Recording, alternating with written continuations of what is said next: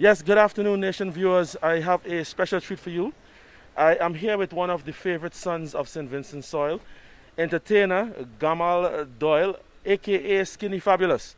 Now, Mr. Doyle, I hope you don't mind me calling you by your government bona Of fides. course, of All course. right. You have been involved in humanitarian effort from the time that this disaster struck Right. residents in St. Vincent. Tell us a bit about what motivated you to get up and get motivated so early in the game. Honestly, so my efforts along with some other persons that I work with, other artists, other colleagues, and as of recent, other companies. My efforts started from the day the government announced the mandatory evacuation order. And I was kind of struck by a video I was looking at live of persons being evacuated via ferry, and they were coming from the leeward side.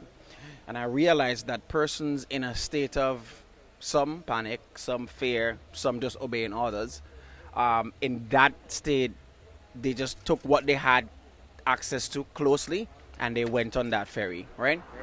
And I was looking at the live and I saw a grandmother with about four kids, and like two of them they were crying and one of the brothers was trying to comfort the other one. And I mean, and in that situation I wondered where were they going with shelter, and if by the time they got there, if everything would have been prepared and they would have been comfortable.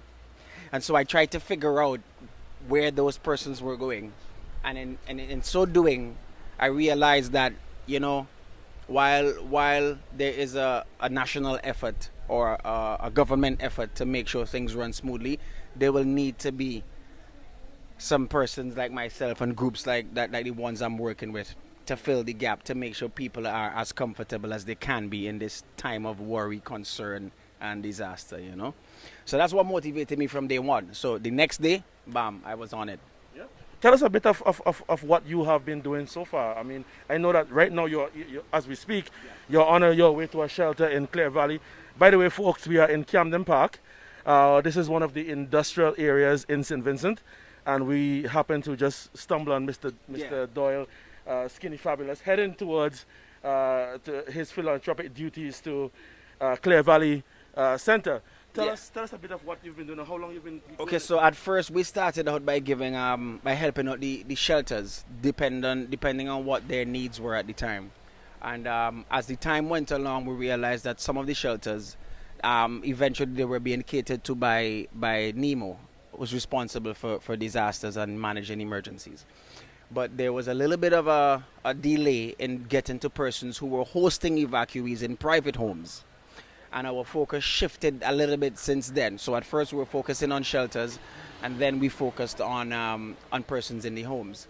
So we've been delivering food supplies, essential needs, and basically we developed a system that allowed us to deliver care packages, a little bit of everything that you would need to be comfortable for at least a week or so.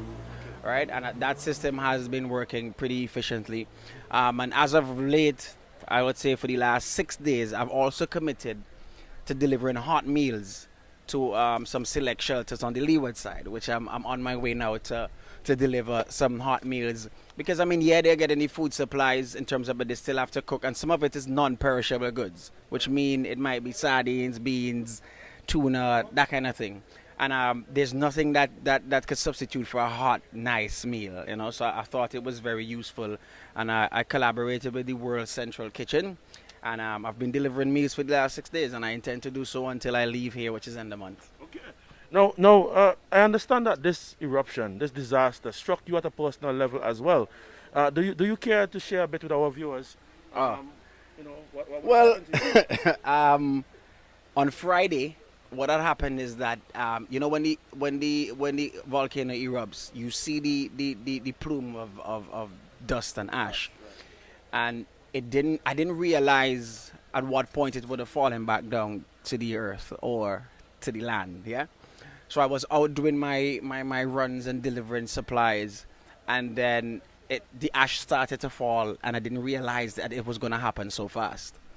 And I'm a known asthmatic. I also have a thing called COPD, which is chronic obstructive pulmonary disease, which is just a fancy way to say you have issues with your lungs, right?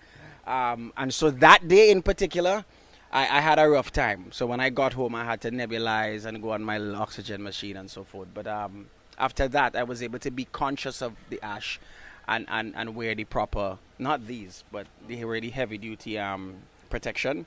And I was able to walk with my oxygen machine, which I have in my car right now. So just to allay the fears of the fans, everything is okay with you now? Yeah, man, everything is okay. I mean, it's just a case where it caught me off guard, to be honest, and I wasn't able to protect myself from the ash, and so I had a serious asthma attack that night. Right. But I was able to deal with it and regulate myself, and we're good. My final question to you, Skinny. We are having a disaster in the middle of a pandemic, and I know entertainers have been especially hard hit. How has this entire journey been for you as an entertainer, as a big entertainer at that, travel restrictions and so on? How have you been making out? I think the general landscape of the entertainment industry has changed a little bit. Not a little bit, that's an understatement. It's changed a lot. So as far as the economic activity and health in general, the economic health of our industry has been compromised a lot. There aren't really shows, and for persons who are hosting shows, the numbers are restricted. So what we used to, I'd say, enjoy, not only as a hobby, as a means of joy, as a means of passing time and just bringing joy to people's life, that is no more. And if we're talking about economically speaking, that has also changed. So as artists, we don't really speak about sad, dark things because we are responsible for entertaining people, especially soca artists. We don't like to deal with those dark, grim things. But I'll tell you this, that the entire landscape, the entire industry, we have been affected in a particular way that I think sometimes gets slighted because nobody really thinks that, hey, well, boy, the whole industry on a pause. And it has been like this since March of last year. So this is over a year that some of us have been grounded completely, and then in a case like mine, you have pandemic and then you have volcanic eruption where you have days where the days look like nights. So I like to call it the pandemic apocalypse at some point in time, and that sometimes can be a little bit depressing and daunting, but this is a repetition of history at some point in time. We've had to deal with these types of things before, and humanity has shown itself to be resilient, and we're going to get through this same way. Yeah. All right, there you have it from Mr. Gamal Doyle, aka Skinny Fabulous. Mr. Doyle, could you just shout out our fans, buoy their spirits a bit? Yeah, Nation News. Yeah. Nation News? Yeah, Nation News 246. 246. Boom, you know what I'm saying? I'm moving everywhere with me, family. Boom. Yo, this is Skinny Fabulous representing for Nation News 246.